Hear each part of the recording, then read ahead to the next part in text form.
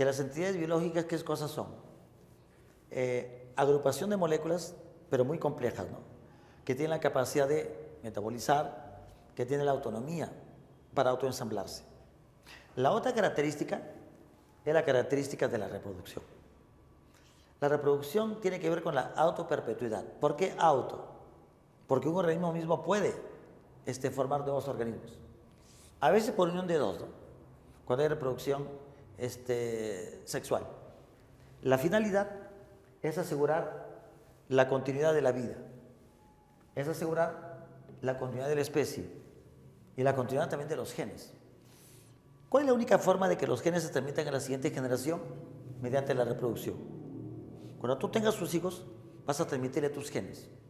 Los chicos van a aportar con el espermatozoide los genes, la mitad de tus genes nada más. Porque la otra mitad va a aportar la pareja. La chica, ¿qué cosa aportará el óvulo con la mitad de los genes? El nuevo organismo va a tener genes de los padres. Una mezcla, no de ambos. Pero los genes ahí continúan. El organismo anterior puede morir, pero en la biología eso ya no importa, porque los genes fueron, ¿qué cosa? Transmitidos.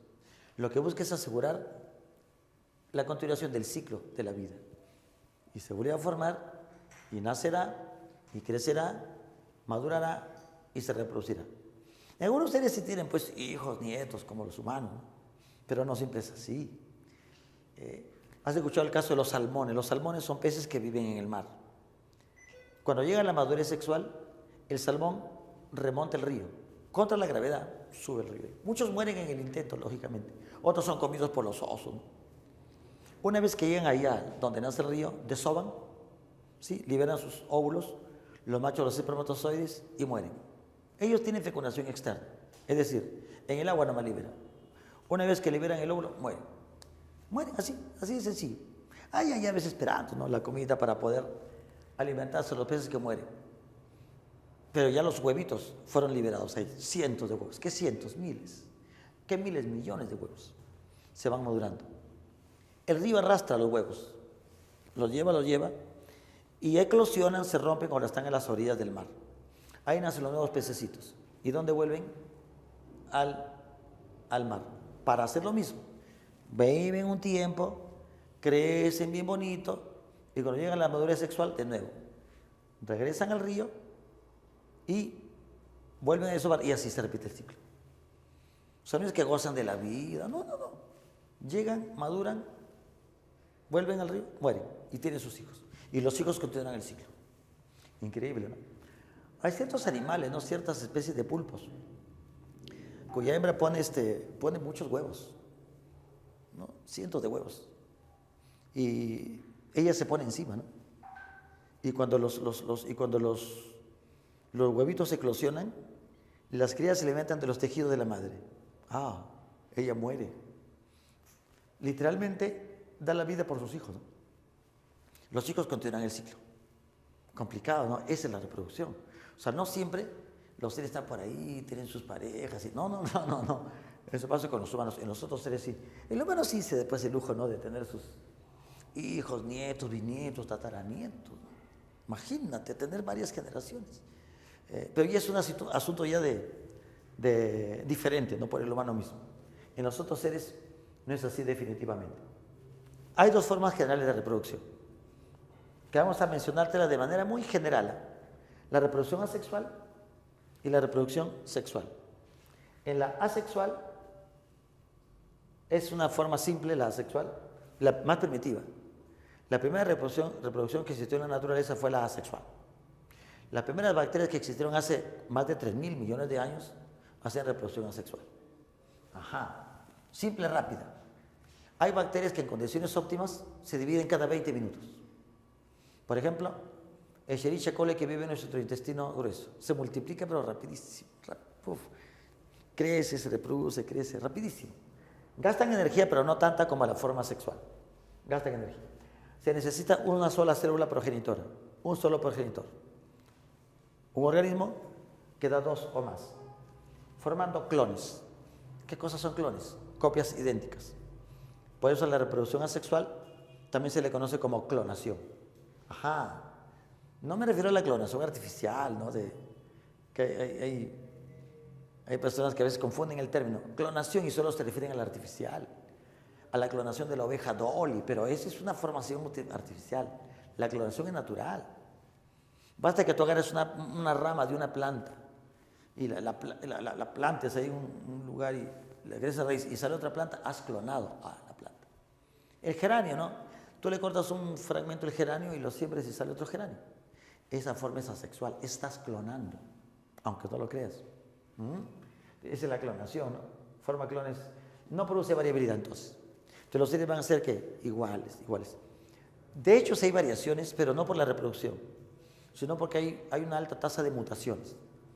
En las bacterias pueden haber mutaciones que son cambios en el ADN que sí logran variación, pero la variación no se da por reproducción asexual en esas bacterias.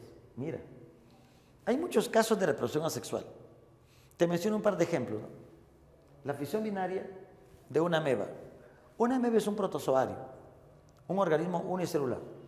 Mira, una ameba, vamos a suponer que sea una ameba A, genéticamente A, mira el núcleo, hace un proceso de división con fases, hace mitosis, tiene núcleos, se dividen los núcleos y finalmente ¿qué sucede? Se divide el citoplasma y salen dos amebas exactamente iguales, ameba A y ameba A. Las bacterias hacen algo parecido, solo que en las bacterias la fisión es directa. No hay así fases, no hay núcleos, pues. No hay núcleo organizado, pero igual, ¿no? Los protozoarios también hacen eso. En una levadura, ¿no? Una levadura, por ejemplo, supongamos que es una levadura. Una levadura es un hongo unicelular. Esta levadura divide el núcleo, forma dos núcleos. Primero duplica su masa genética. El núcleo divide, luego una parte de la levadura se va a un costado, mira, un núcleo, ¿no? Y sale una yema. Finalmente la levadura, ¿qué cosa origina? Dos. Una más pequeña que la otra. El núcleo es igual. Genéticamente igual. Si este era X, esto será X y X. El tamaño es diferente, pero la masa genética es igual. Luego esta yema va a crecer y va a ser igual que la otra. Y va a ser lo mismo. Gemación. Eso también es reproducción asexual. La estrella de mar has escuchado, ¿no? En la estrella de mar, en realidad esta no es una forma constante de reproducción. Podría pasar, puede pasar, pero no es que siempre se reproduzca así. Es lo que la gente cree, ¿no? Pues la estrella la parte y salen dos, mito o realidad. Bueno, te cuento que no siempre sale así. Si la cortas y la traes en cualquier lado se muere. Pero puede ser que si la cortes, ¡guau! Malo te crees, la corta por mitad. Si tiene parte del disco central, en condiciones adecuadas, temperatura, nutrición, las partes que se cortaron pueden regenerar a toda la estrella. Justamente, se fragmenta y luego va a regenerar. Fragmentación y regeneración, mira. Son ejemplos, ¿no?, de regeneración. Cada parte lograda, ahora ¿qué cosa va a originar? A una estrella completa. Depende, como te digo, las condiciones, ¿no? Pasan muchos días, a veces semanas, y esto se puede, ¿qué cosa? Regenerar. Hubo fragmentación y hubo, ¿qué cosa? Regeneración. Pero las estrellas de mar también se reproducen de modo sexual. O sea, hay macho, hay hembra, ¿no? Algunas son hermafroditas. Pero hay dos, pues. Uno libera los óvulos en el agua, otro espermatozoides en el agua, se forman huevos, se forman larvas y nuevas estrellas de mar. Esa es la forma natural de reproducción. Esta forma prácticamente es artificial. Esta forma es prácticamente inducida. O sea, no es que se corta solita tampoco. La planaria es otro animal también que se corta de esa manera. Esa es asexual. La otra forma es la forma sexual. Pero mira que en la forma sexual sí es más compleja.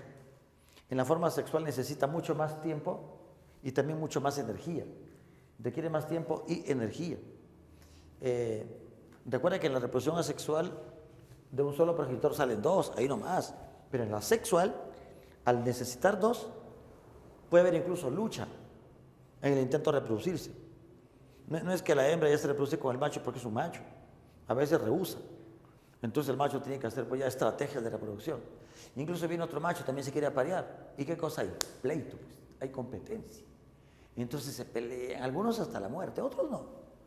Otros simplemente el vencedor es el dominante, se queda con la hembra, el vencido pues se retira, ya sea porque pelea menos, ya sea porque es más pequeño y muchos factores más.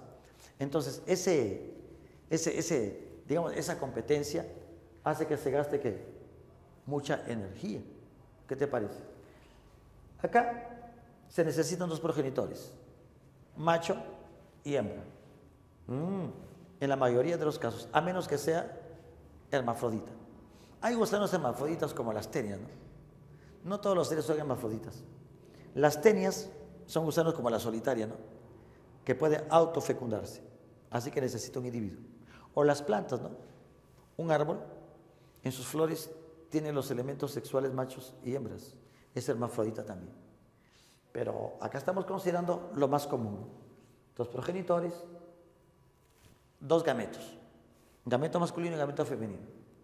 Y entonces acá sí logra variabilidad genética. Ejemplo, entonces, con utilización de gametos. La fecundación en los animales. En la fecundación de los animales, el óvulo, una célula mucho más grande, ¿sí? Estática, el espermatozoide, una célula mucho más pequeña y móvil. Hay unión, fusión. Mira que acá había fisión. ¿Qué es fisión? División. En la fecundación, ¿qué es? Fusión, unión, también llamada fertilización. Se unen, se fusionan, ¿y qué cosa va a formarse? Un cigoto. Masa genética del óvulo, masa genética del espermatozoide, y acá tiene las dos masas genéticas. Bueno, mitad de cada uno. Si tú tienes 46 cromosomas por cada célula, a tus hijos le vas a aportar 23. 23 ella, 23 él, y se forma ¿qué cosa? Una célula de 46. Recuperándose el número total de cromosomas. En este caso sí hay variación, por eso tú te pareces un poco a tu papá, un poco ¿qué cosa? A tu mamá. Allá. Rasgos de papá, rasgos de mamá. Cabello de papá, pero color de piel de mamá. Talla de papá, pero no sé, ojos de tu mamá. Eres una mezclita. Por eso tú eres diferente a ellos. Y a veces muy diferente. A veces sacas más de papá, más de mamá. Eso ya es una cuestión genética.